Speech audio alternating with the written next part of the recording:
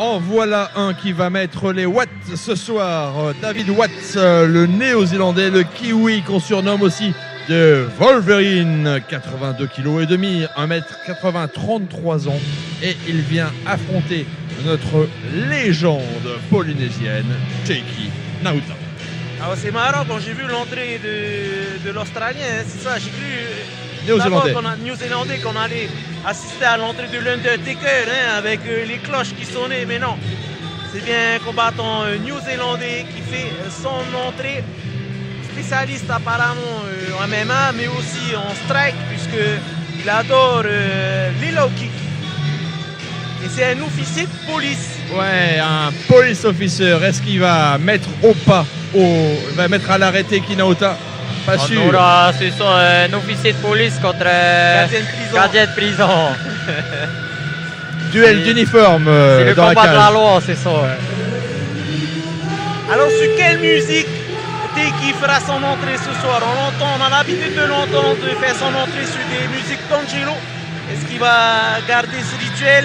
Je pense qu'il va sûrement rentrer sur une musique locale après laquelle on verra, mais... En tant que combattant, c'est toujours une petite différence ton mental que ça peut faire, la musique.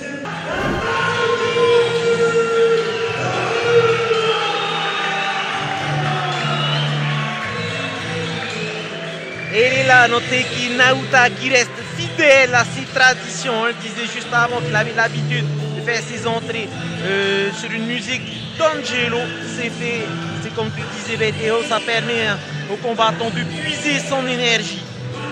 Oui, et Taiki est vraiment, le connaissant, c'est vraiment quelqu'un de très attaché à sa culture et qui aime vraiment promouvoir sa culture et nous rappeler de ne pas oublier cette partie de nous-mêmes. Mais je pense que c'est ça qui lui donne sa force et son énergie. Et on l'a vu à l'image, toujours accompagné de son coach, inséparable, James Muruhi, qu'on salue, qu'on a pu voir. Et cette énergie, il va en avoir besoin parce qu'il a perdu énormément de poids, Taiki.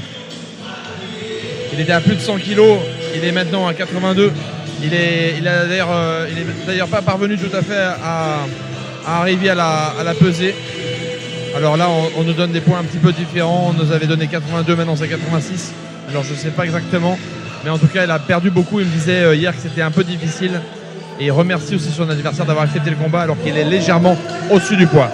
Ouais, on savait qu'il devait y avoir une ceinture en jeu pour ce combat. Comme Taiki n'a pas pu être au poids, mais finalement la ceinture ne peut pas être mise en jeu. Mais en tout cas, on salue le courage de son adversaire qui a quand même accepté le combat. Dans certains cas, le combattant aurait pu quand même refuser de faire ce duel. Oui, plusieurs combattants auraient refusé et on salue le courage quand même de son adversaire et aussi sa confiance, c'est-à-dire qu'il pense vraiment pouvoir tenir tête ce soir à Taiki Nauta, mais Taiki allait quand même en forme et c'est pas la première fois qu'il combat dans cette catégorie de poids. Voilà, normalement un combat en moins de 84. Bon, il est un petit peu au-dessus Taiki, un 86. Mais oui, c'est ce qu'on disait tout à l'heure. Voilà, ça a été un peu dur parce que c'est la première fois qu'il revient vers ces poids-là, mais je pense que par la suite, ça va être plus facile pour lui. Un peu plus grand, on le voit, le Néo-Zélandais. Beaucoup de feintes, on essaye de créer des réactions pour trouver des trous. Ouais, on prend sa distance pour l'instant, jauger un peu son adversaire. Trouver la faille, comme tu le dis. Oh, il y a un high kick. C'est pas passé loin. Pas passé loin. On sait que Taiki a brillé ses premières années en Muay Thai, en kickboxing. Il a toujours de bons restes, notamment dans les high kicks. Et je lui demandais s'il allait gagner ce combat comme les deux précédents, avec beaucoup de low kick ou de half kick, mais finalement il a dit qu'il va probablement un peu plus varier aujourd'hui. On va voir. Évidemment, il va s'adapter aussi. Oui, Taiki a des calf kicks vraiment dévastateurs, mais Je me rappelle de son dernier combat où son adversaire pouvait plus marcher à la fin. Il a la jambe toute bleue. Quand je dis dévastateur, c'est réel. Mais je pense que le fait qu'il varie un peu plus les zones de frappe et les niveaux, ça va justement créer des ouvertures. Hein, et là, il pourra bien exploiter ses calf kicks et également ses points. Et voilà, on entend dans le public des personnes qui réclament justement ces calf kicks dévastateurs. Hein.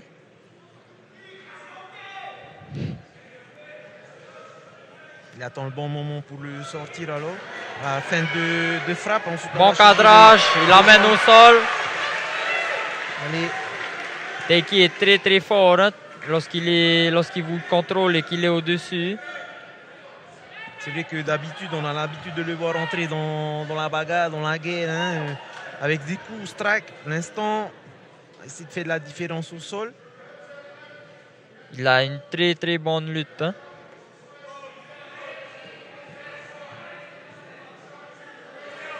Là, on essaie de contrôler son adversaire. Et là, on le voit, il récupère une menotte. Hein. Il a passé son bras derrière le dos de son adversaire. Et il a récupéré le poignet, ce qui empêche son adversaire d'utiliser cette main. Hein. Là, l'adversaire essaye de défendre, de se sortir de ça. Et il a bien défendu. Il a réussi à sortir sa main. Et Teiki qui riposte avec des coups. Une petite saisie au niveau du cou. Peut-être une tentative de guillotine à venir. Hein. Pour l'instant, c'est difficile. Avec une jambe qui est quand même maintenue. Hein. Le Teiki, faut qu'il dégage sa jambe. Mais avec la paroi, c'est difficile. En fait, là, c'est plutôt Teiki qui contrôle l'adversaire hein, avec sa jambe. Ça lui permet d'empêcher l'adversaire de se relever. Et là, il vient prendre le dos. S'il arrive à placer son deuxième crochet, ça va être très dangereux. Peut-être il va opter pour garder la position dominante hein, au lieu que d'essayer de prendre le dos. Ouais. Là, il va le laisser. Il met les crochets, il commence à l'aplatir. Et là, c'est vraiment très très mauvais pour l'adversaire. Tentative de rear neck choke. Et Teiki qui va s'imposer. C'est le premier round. Voilà, il sauté par sa cage. Il est dans le public. Incroyable. Incroyable. Il est à l'autre bout des tribunes. Les caméras ont même du mal à le suivre là. Ah, il fait un gros bisou à sa fille, ça fait plaisir. Allez, tout de suite. Viens voir sa famille tout de suite. Ah, c'est magnifique cette image. Hein. Bravo à Teiki. Il remporte une victoire expéditive. La merci à Gomédien d'avoir choisi un autre point de vue, qu'on puisse voir Teiki profiter de sa famille juste après sa victoire. Il va revenir dans le ring. Et il est félicité par son adversaire. L'humilité immense respect. Entre les deux combattants, ça c'est beau. Très belle image. Et il est vraiment rentré dans ce combat comme un lion. Un lion en cage, le policier contre le gardien de prison. Et c'est bien le gardien de prison qui a ramené le policier dans la cage. Ça change un peu. Ah, c'est vraiment une très belle performance de Teiki. Il n'a pas vraiment pris de dégâts, il a été intelligent et il a fait une masterclass. Hein. Si le main event est remporté par le Tahitien, ça fera 5-5.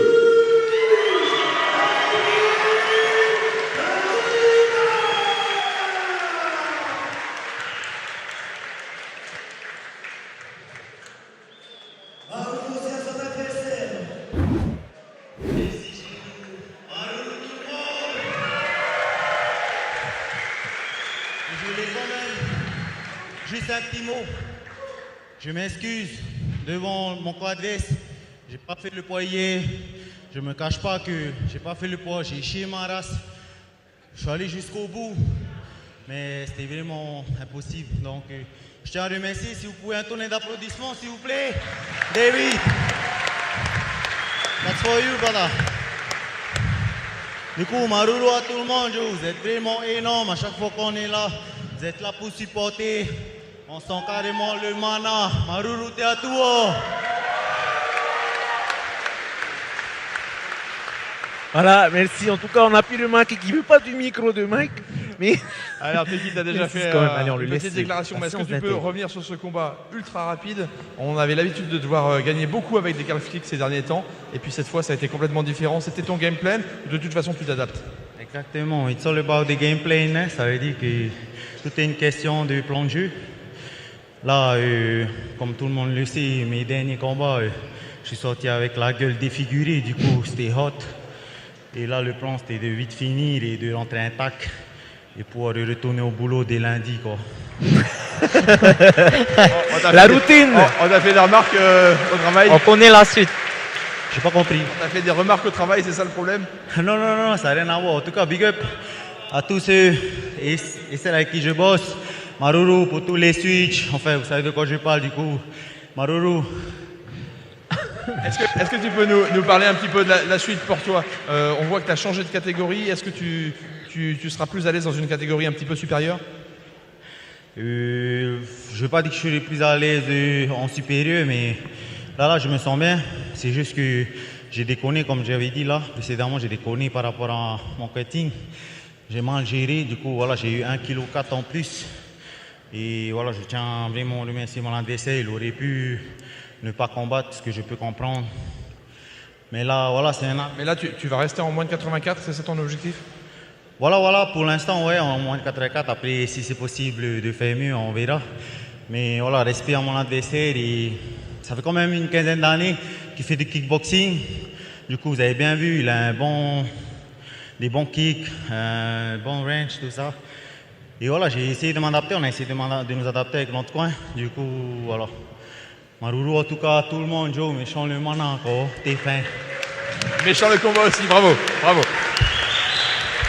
Juste une petite dernière, dédicace à un de mes sponsors, Qualité Impôt, tout y va mon frère. Cette victoire, elle est pour toi, hein. Tout y va, pour ceux qui ne savent pas, c'est celui qui, pendant le jour férié, il est venu mettre la cage. Du coup, voilà mon frère, petit cadeau d'anniversaire. Maruru, love you. Love you aussi à ma petite famille qui est venue. Je vous aime, love you. Maru tatu pauro, pour Netia et moi, Maru tatu.